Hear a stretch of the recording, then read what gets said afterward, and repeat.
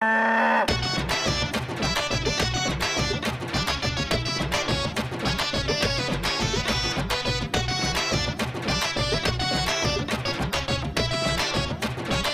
করে ধরতে হবে গরুরে, গরুর একটা ইনজেকশন দিতে হবে।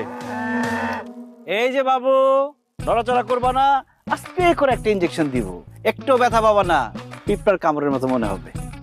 ডাক্তার সাহেব, গরুর লোকের কথা কইতেছেন, গরু কি আমার কথা বোঝে? গরু আপনার বলছে যে গরু আমাদের কথা বুঝে না? ডাক্তার হিসেবে আমার দায়িত্ব হলো গরুরে ব্যথামুক্ত ট্রিটমেন্ট দেওয়া। এমন তো হইতে পারে গরু আমাদের কথা বুঝে, বুঝলে সে একটা সান্ত্বনা পেল না। ঠিক ঠিক, আপনার কথা যুক্তি আছে। ভাই ইনজেকশনটা তাড়াতাড়ি দেন, মেলা কষ্ট করে আটকে রাখছে। ভাই মানে আমি তোর কোন তরিকার ভাই? আমি একজন ডাক্তার, একজন ডাক্তার রে তুই কম্পাউন্ডার হয়ে ভাই কস কোন আক্কেলে? ভাই আপনি তো গরুর ডাক্তার। গরু ডাক্তার হলে কি হচ্ছে? আমি তো একজন ডাক্তার নাকি? ঠিক ঠিক, আপনার কথা যুক্তি আছে।